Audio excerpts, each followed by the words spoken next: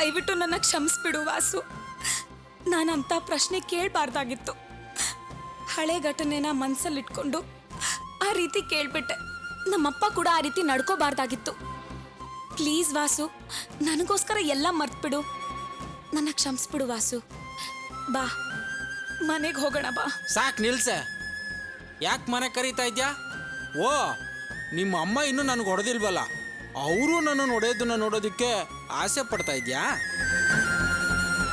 ಯಾವಾಗ ನೀನು ನನ್ನನ್ನು ಗಂಡ ಅಂತ ಕೂಡ ನೋಡಿದೆ ಕಳ್ಳ ಅಂದ್ಯೋ, ಯಾವಾಗ ನಿಮ್ಮ ಅಪ್ಪ ನನ್ನನ್ನು ಹಳ್ಳಿ ಅಂತ ಕೂಡ ನೋಡಿದೆ ನನಗೆ ಹೊಡೆದು ಜನಗಳ ಮುಂದೆ ಮಾನ ಮರ್ಯಾದೆ ತೆಗೆದ್ರೋ ಆವತ್ತೇ ನಿನ್ನ ಸಂಬಂಧ ಕಿತ್ತೋಯ್ತು ಕಣೆ.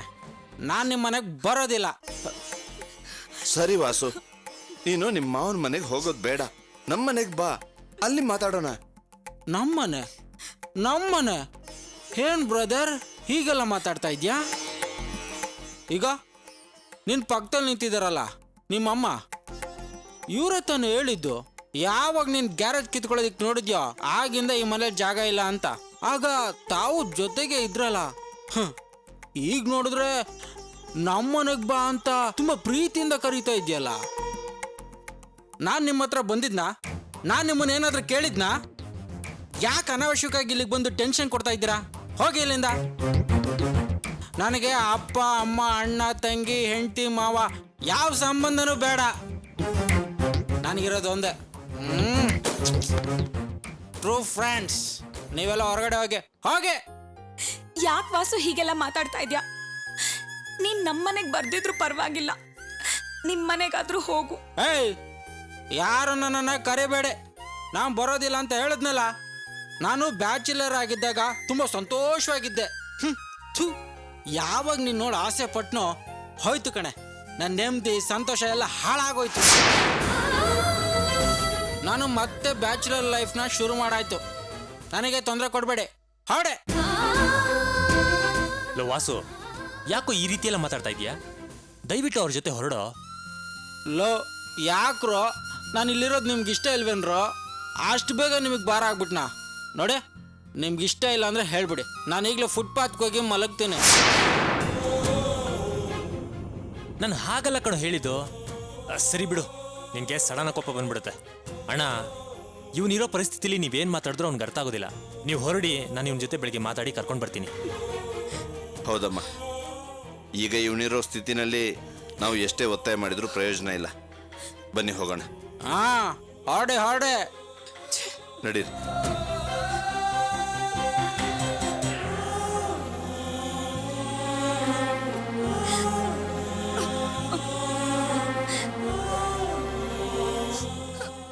ರೇವತಿ, ಅಳಬೇಡ ಕಣಮ್ಮ, ಸಮಾಧಾನ ಮಾಡ್ಕೊ. ಈಗ ವಾಸು ಪರಿಸ್ಥಿತಿ ಸರಿ ಇಲ್ಲ. ನಾಳೆ ಅವನ ಸಮಾಧಾನ ಮಾಡಿ ಮನೆಗೆ ಕರ್ಕೊಂಡು ಹೋಗೋಣ. ನೀನೇನು ಯೋಚನೆ ಮಾಡ್ಬೇಡ ಕಣಮ್ಮ ರೇವತಿ.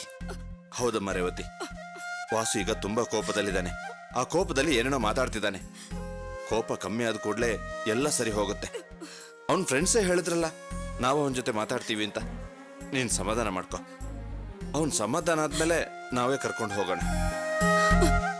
ಭಾವ, ಈ ವಿಷಯದಲ್ಲಿ ನೀವ್ಯಾರು ನನ್ನ ಬಗ್ಗೆ ತಪ್ಪು ತಿಳ್ಕೊಳ್ಳಲ್ಲ ತಾನೆ? ಅಯ್ಯೋ ಅಯ್ಯೋ, ನಾವ್ಯಾರು ನಿನ್ ಬಗ್ಗೆ ತಪ್ಪು ತಿಳ್ಕೊಳ್ಳಲ್ಲಮ್ಮ. ನಿನ್ ಬಗ್ಗೆ ನಮ್ಗೆ ಗೊತ್ತಲ್ಲ. ನಾನು ಹೇಳಿದ್ನಲ್ಲ, ವಾಸು ಸಮಾಧಾನ ಆದ್ಮೇಲೆ ಎಲ್ಲ ಸರಿ ಹೋಗುತ್ತೆ ಅಂತ. ಬಾ ಹೋಗೋಣ. ಅಮ್ಮ ಕರ್ಕೊಂಬ.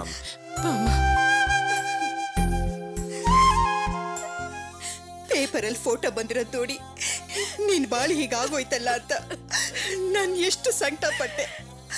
ಆದ್ರೆ ನೀನ್ ಮಾತ್ರ ಮ್ಯಾಡಿ ನನ್ನ ಮೋಸ ಮಾಡೋದಿಲ್ಲ ಅಂತ ಎಷ್ಟು ನಂಬಿಕೆಯಿಂದ ಹೇಳ್ದೆ. ಆದ್ರೆ ನೀನೇ ನಿನ್ ಕಣ್ಣಾರ ನೋಡ್ಕೊಂಡು ಬಂದಿಯಲ್ಲ. ನಿನಗೇನಂತ ನಾನು ಸಮಾಧಾನ ಮಾಡ್ಲಿ? ಅಮ್ಮ ಸಾಕಮ್ಮ, ಸುಮ್ಮನೆ ಹತ್ತು ಗೋಳಾಡಿದ್ರೆ ಏನ್ ಪ್ರಯೋಜನ? ಆವತ್ತು ಅವನ್ ಕಾವ್ಯಗೆ ಏನೇನ್ ಅಂದ್ಬಿಟ್ಟು ಹೋದ. ಈಗ ಗೊತ್ತಾಯ್ತಲ್ಲ ಅವನ್ ಎಂತವನಂತ. ಇನ್ನ ತಾಳ್ಮೆಂದ ಇರಬಾರ್ದು. ಆವತ್ತವನ್ ನಮ್ಮ ಮನೆಗ್ ಬಂದು ಡೈವೋರ್ಸ್ ನೋಟಿಸ್ ಕಳಿಸ್ತೀನಿ ಅಂತ ಹೇಳ್ಬಿಟ್ಟು ಹೋದ್ನಲ್ಲ, ಅವನ್ ಯಾರಮ್ಮ ಹೇಳೋದಿಕ್ಕೆ? ಈಗ ನಾನ್ ಹೇಳ್ತಾ ಇದ್ದೀನಿ, ಅಂತ ಕೆಟ್ಟವನ್ ಜೊತೆ ಬಾಳೋ ಅವಶ್ಯಕತೆ ನನ್ನ ತಂಗಿಗಿಲ್ಲ. ಅಮ್ಮ, ನಾವೇ ಅವನಿಗೆ ಡೈವೋರ್ಸ್ ನೋಟಿಸ್ ಕಳಿಸೋಣ. ಡೈವೋರ್ಸ್ ಆಗಿ ಸ್ವಲ್ಪ ದಿವಸ ಕಳೆದ ಮೇಲೆ ನಾನೇ ಒಬ್ಬ ಒಳ್ಳೆ ಹುಡುಗನ್ ನೋಡಿ ಇವಳಿಗೆ ಮದುವೆ ಮಾಡಿಸ್ತೀನಿ. ನೀನೇನು ಚಿಂತೆ ಮಾಡಬೇಡ. ಸಂತೋಷ ಕಣೋ, ತುಂಬಾ ಸಂತೋಷ. ಅಣ್ಣ ಅಂದ್ರೆ ನೀನೇ ಅಲ್ವೋ? ನಿನ್ನ ಮನ್ಸಲ್ಲಿ ಏನ್ ಅನ್ಕೊಂಡು ಈ ರೀತಿ ಎಲ್ಲ ನೀನ್ ಮಾತಾಡ್ತಿದ್ಯಾ? ಮತ್ತಿನ್ನೇನ್ ಮಾಡ್ಬೇಕು ಅಂತ ಹೇಳ್ತೀರಾ? ಏನ್ ನಡೆದಿದೆ ಅಂತ ಗೊತ್ತಾದ್ರೆ ನೀವು ಈ ರೀತಿ ಎಲ್ಲ ಮಾತಾಡಲ್ಲ. ಎಲ್ಲ ನನಗೆ ಗೊತ್ತು ಕಣೋ. ಒಬ್ಬ ಅಣ್ಣನಾಗಿ ಜವಾಬ್ದಾರಿ ಇಲ್ದಿರ ಈ ರೀತಿ ದುಡ್ಕಿ ಮಾತಾಡ್ತಿದ್ಯಾ? ಅಪ್ಪ, ಅವನು ಕಾವ್ಯಗೆ ತುಂಬಾ ದ್ರೋಹ ಮಾಡಿದಾನೆ. ಅದನ್ನ ನೋಡ್ಕೊಂಡು ತಾಳ್ಮೆಯಿಂದ ಇರ್ಬೇಕು ಅಂತೀರಾ? ನೋಡೋ, ಇದು ಕಾವ್ಯ ಬಾಳಿನ ಪ್ರಶ್ನೆ. ಮುಳ್ಳಿನ ಮೇಲೆ ಬಟ್ಟೆ ಬಿದ್ದಾಗಿದೆ. ಅದನ್ನ ನಿಧಾನವಾಗಿ ಬಿಡಿಸ್ಕೋಬೇಕು. ಅವಸರ ಪಟ್ಟು ನಿರ್ಧಾರ ಮಾಡೋದ್ರಿಂದ ತೊಂದರೆ ಆಗೋದು ನಮ್ಮ ಕಾವ್ಯನ್ಗೆ. ಮೊದಲು ನೀನ್ ಅದನ್ನ ಅರ್ಥ ಮಾಡ್ಕೋ. ಬೇರೆ ಇನ್ನೇನ್ ಮಾಡ್ಬೇಕು ಅಂತೀರಮ್ಮವ? ಆ ಮ್ಯಾಡಿ ಇಂಥ ದ್ರೋಹ ಮಾಡ್ತಾರೆ ಅಂತ ನಾವು ಅನ್ಕೊಂಡೇ ಇರ್ಲಿಲ್ಲ. ನೋಡ್ ಜಯಂತಿ, ಸತ್ಯ ಏನು ಅಂತ ಸಂಪೂರ್ಣವಾಗಿ ನಾವು ತಿಳ್ಕೊಳ್ಳೋದಕ್ಕೆ ಮುಂಚೆ ಅವಸರ ಪಟ್ಟು ನಿರ್ಧಾರ ಮಾಡಬಾರ್ದು. ಕಾವ್ಯ ನಮ್ಮ ಮನೆ ಹುಡುಗಿ ಆಗಿರೋದ್ರಿಂದ ನಿಜ ಏನು ಅಂತ ನಮಗೆ ಗೊತ್ತಾಯ್ತು. ನಾವು ಅದನ್ನ ನಂಬಿದ್ವಿ. ನಾವು ಸಂದೇಹ ಪಟ್ವಿ ಅಂದ್ರೆ ಅವ್ರು ಮಾಡಿದ ತಪ್ಪನ್ನೇ ನಾವು ಮಾಡ್ದಾಗಲ್ವಾ? ಏನ್ ಮಾಡ್ಬೇಕು ಅಂತ ಇದ್ದೀರಾ? ಅವರಿಬ್ರು ಒಂದೇ ರೂಮಲ್ಲಿ ಇದ್ರಂತೆ. ಅದನ್ನ ಕಾವ್ಯ ಕಣ್ಣಾರೆ ನೋಡ್ಕೊಂಡು ಬಂದಿದ್ದಾಳೆ. ರಾತ್ರಿ ಇಡಿಬ್ರು ಜೊತೆಲೇ ಇದ್ರಂತೆ. ಇದಕ್ಕಿಂತ ಇನ್ನೇನಾಗ್ಬೇಕು? ನೋಡು ಪಾರ್ವತಿ, ಅವರಿಬ್ರು ಒಂದೇ ರೂಮ್ನಲ್ಲಿದ್ರು ಅನ್ನೋ ಒಂದೇ ಕಾರಣಕ್ಕೋಸ್ಕರ ಅವರಿಬ್ರು ಮಧ್ಯೆ ತಪ್ಪು ನಡೆದಿದೆ ಅಂತ ಹೇಗೆ ಹೇಳೋದಿಕ್ಕಾಗುತ್ತೆ? ಏನೋ ಸಮಯ ಸಂದರ್ಭ ಅವರಿಬ್ರು ಒಂದೇ ರೂಮ್ನಲ್ಲಿ ಉಳ್ಕೊಳ್ಳೋ ಪರಿಸ್ಥಿತಿ ಬಂದಿರಬಹುದು. ಆ ಹುಡುಗನೇ ಬಿಸ್ನೆಸ್ ಅಲ್ಲಾದ ಅವಮಾನದಿಂದ ಕುಡ್ದೆ ಅಂತ ಹೇಳ್ತಿದ್ದಾನಲ್ಲ. ಆಮೇಲೆ ನಿಶಾದಲ್ಲಿ ಏನಾಯ್ತು ಅಂತ ನನಗೆ ಗೊತ್ತಿಲ್ಲ ಅಂತ ಹೇಳ್ತಿದ್ದಾನಲ್ಲ. ಅದೇ ಯಾಕೆ ನಿಜ ಆಗಿರಬಾರ್ದು? ಏನಪ್ಪ ಹೇಳ್ತಾ ಇದ್ದೀರಿ ನೀವು? ನೀವು ಹೇಳ್ತಾ ಇರೋದು ಬರೀ ಕಲ್ಪನೆಯಾಗಿದೆ ಅಷ್ಟೇ. ಯಾವುದು ನಂಬೋ ರೀತಿ ಇಲ್ಲ. ಹಾಗಲ್ಲ ಕಣೋ, ಕೆಲವು ಸಮಯದಲ್ಲಿ ಸತ್ಯನ ನಂಬದೆ ಹೋದ್ವಿ ಅಂತ ಇಟ್ಕೋ, ಅದರಿಂದ ತುಂಬಾ ದೊಡ್ಡ ಸಮಸ್ಯೆ ಸೃಷ್ಟಿಯಾಗುತ್ತೆ. ಅದಕ್ಕೆ ಈ ವಿಷಯನ ತುಂಬಾ ನಿಧಾನವಾಗಿ ಯೋಚನೆ ಮಾಡಬೇಕು ಅಂತ ಹೇಳ್ತಿದ್ದೀನಿ. ಇಷ್ಟೆಲ್ಲ ನಡೆದಿದ್ರು ನೀವು ಅವನ್ನೇ ವಹಿಸ್ಕೊಂಡು ಮಾತಾಡ್ತಾ ಇದ್ದೀರಲ್ಲ. ನಾನು ಯಾರನ್ನೂ ವಹಿಸ್ಕೊಂಡು ಮಾತಾಡ್ತಾ ಇಲ್ಲ. ನಿಜ ಏನು ಅಂತ ಗೊತ್ತಾಗೋದಕ್ಕಿಂತ ಮುಂಚೆ ದುಡುಕಿ ನಿರ್ಧಾರ ಮಾಡಬೇಡಿ ಅಂತ ಹೇಳ್ತಿದ್ದೀನಿ. ಅಪ್ಪ, ನೀವು ಹೀಗೇನೆ ಏನೇ ಕೇಳಿದ್ರು ದುಡುಕ್ಬೇಡಿ ಅಂತ ಎಲ್ಲಾ ಸಮಸ್ಯೆನೂ ಬೆಳೆಯಕ್ಕೆ ಬಿಡ್ತೀರಿ. ಹಾಗಲ್ಲ ಕಣೋ, ರಾಮ್ ವಿಷಯದಲ್ಲಿ ನೀನ್ ದುಡುಕ್ದೆ, ಏನಾಯ್ತು? ಇದು ಕಾವ್ಯ ಬಾಳಿನ ಪ್ರಶ್ನೆ. ಅದಕ್ಕೆ ಎಲ್ರೂ ಸ್ವಲ್ಪ ಸಮಾಧಾನದಿಂದ ಇರಿ ಅಂತ ಹೇಳ್ತಿದ್ದೀನಿ. ಕಾವ್ಯ, ನಾವೆಲ್ರೂ ನಿನ್ನ ಭವಿಷ್ಯದ ಬಗ್ಗೆನೇ ಮಾತಾಡ್ತಿದ್ದೀವಿ. ನೀನೇನು ಮಾತಾಡ್ತಿಲ್ವಲ್ಲ? ನೀನೇನಮ್ಮ ನಿರ್ಧಾರ ಮಾಡಿದ್ಯಾ? ಅಪ್ಪ, ನಾನೀಗ ತುಂಬಾ ಗೊಂದಲದಲ್ಲಿದ್ದೀನಿ. ಯಾವ ನಿರ್ಧಾರ ತಗೊಳ್ಳೋ ಪರಿಸ್ಥಿತಿಲೂ ನಾನಿಲ್ಲ. ಸ್ವಲ್ಪ ಹೊತ್ತನ ಒಂಟಿಯಾಗಿ ಬಿಟ್ಬಿಡಿ ಅಪ್ಪ, ಪ್ಲೀಸ್.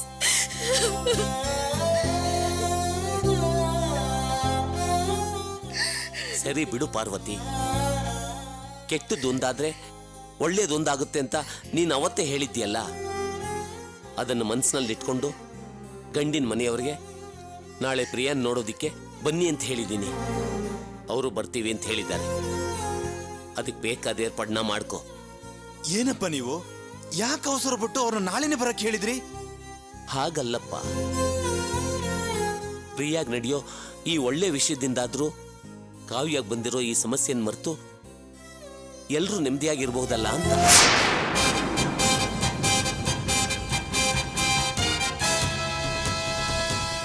ನೀವಿನ್ನೂ ಹೀಗೆ ಮೌನವಾಗಿದ್ರೆ ಹೇಗೆ? ಅದಕ್ಕೆ ಏನಾದ್ರೂ ಮಾಡಿ. ಅದಕ್ಕೆ ಆರಂಭದಿಂದನೂ ನೀವು ಸಂದರ್ಭ ನೋಡ್ಕೊಂಡು ಮಾತಾಡ್ತೀನಿ ಅಂತ ಹೇಳ್ತಾನೆ ಬಂದಿದ್ದೀರಾ. ಆದ್ರೆ ಇದುವರೆಗೂ ನೀವು ಮಾತಾಡ್ಲೇ ಇಲ್ಲ.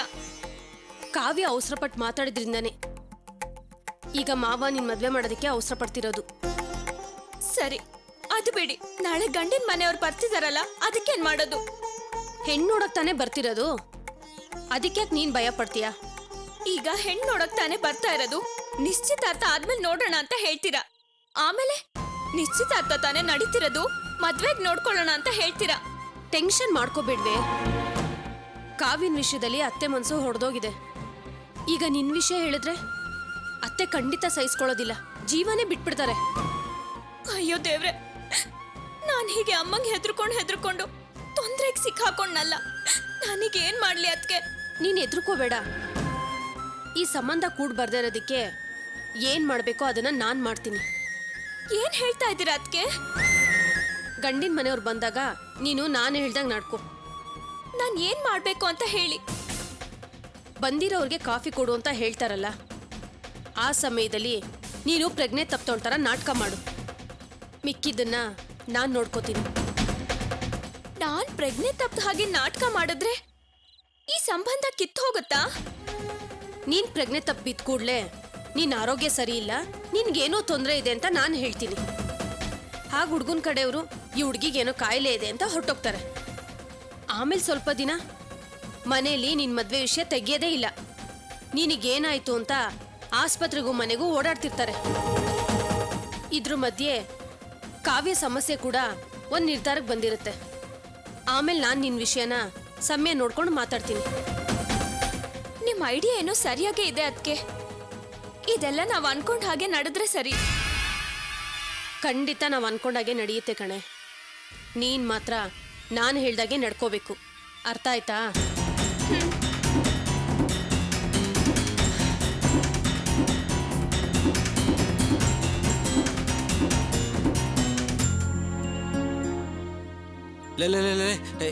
ಪ್ಲೀಸ್ ಕಣೋ. ಲವ್, ಇದ್ಯಾಕೋ ಓವರ್ ಆಯ್ತು.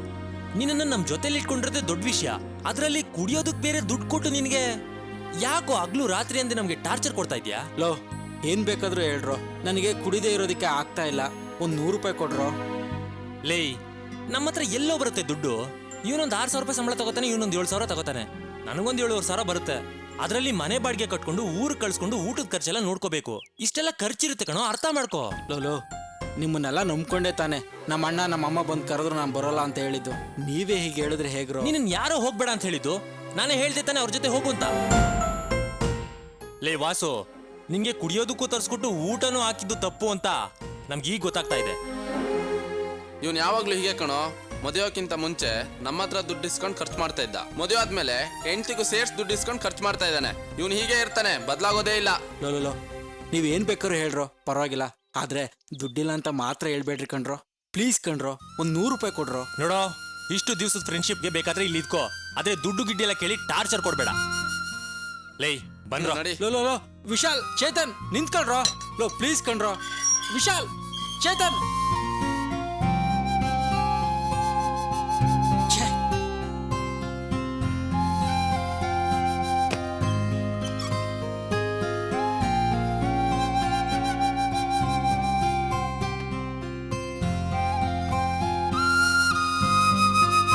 ಛೇ.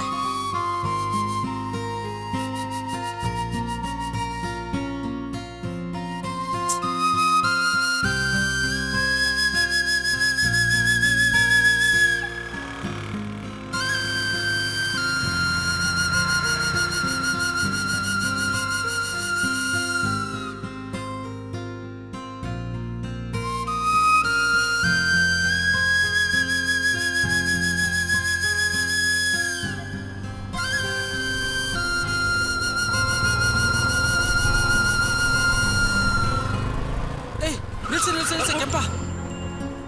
ಏನಣ್ಣ? ಒಂದ್ 100 ರೂಪಾಯಿ ಕೊಡೋ. 100 ರೂಪಾಯ? ಅಷ್ಟೊಂದು ಹಣ ನನ್ನ ಹತ್ರ ಎಲ್ಲಣ್ಣ ಇದೆ. ನೀವೇನಣ್ಣ ನನ್ನ ಹತ್ರ ದುಡ್ಡು ಕೇಳ್ತಾ ಇದ್ದೀರಾ? ಸರಿ, 100 ರೂಪಾಯಿ ಬೇಡ, ಒಂದ್ 50 ರೂಪಾಯಿ ಕೊಡೋ. ನನ್ನ ಹತ್ರ 10 ಪೈಸೆನೂ ಇಲ್ಲ ಕಣೋ. ಏನಣ್ಣ, ನೀವ್ ಈ ಪರಿಸ್ಥಿತಿಗೆ ಬಂದ್ಬಿಟ್ಟಿದ್ದೀರಾ. ಮನೆಗೆ ಹೋಗ್ಬೋದಲ್ವಾ? ಇಲ್ಲ ಅಂದ್ರೆ ನಿಮ್ಮ ಮಾವನ ಮನೆಗೆ ಹೋಗ್ಬೋದಲ್ವಾ? ಅದ್ ಸರಿ, ಎಲ್ಲಿ ಉಳ್ಕೊಂಡಿದ್ದೀರಾ? ಫ್ರೆಂಡ್ಸ್ ರೂಮಲ್ಲಿ ಉಳ್ಕೊಂಡಿದ್ದೀನಿ ಕಣೋ.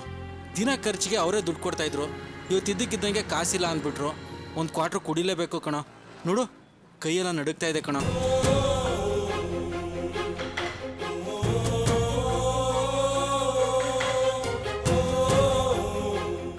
ನಾನು ಕುಡಿಲೇಬೇಕು, ಇಲ್ಲಾಂದ್ರೆ ಕಂಟ್ರೋಲ್ ಮಾಡೋದಕ್ಕೆ ಆಗೋದಿಲ್ಲ. ಲೋ ಕಣ, ನೀನಾದ್ರೂ ಒಂದು 50 ರೂಪಾಯಿ ಕೊಡೋಣ. 50 ರೂಪಾಯಿ ಇಲ್ಲ, 40 ರೂಪಾಯಿ ಇರ್ಬೋದು. ಥ್ಯಾಂಕ್ಸ್ ಅಣ್ಣ. ಈ ವಿಷಯನ ಅಣ್ಣಂಗೆ ಹೇಳ್ಬೇಡಿ. ಇದು ನನಗೆ 90ಗೆ ಸಾಕು. ದುಡ್ಡು ಸಿಕ್ಕಿದ ಕೂಡಲೇ ಕೊಟ್ಬಿಡ್ತೀನಿ. ಹಾಂ, ಬಾಯ್. ಥೂ, ಇವಂದು ಒಂದು ಜನ್ಮನ. ಲೋಕೇಶಣ್ಣ, ಪಾಪ ಅಣ್ಣ ಅವರು. ಅಣ್ಣಂಗೆ ಗ್ಯಾರೇಜ್ ಕಿತ್ಕೊಳಕ್ ನೋಡ್ದವನು ಇವನ್ ಮೇಲೆ ಏನೋ ಕರುಣೆ ತೋರಿಸ್ತಿದ್ಯಾ?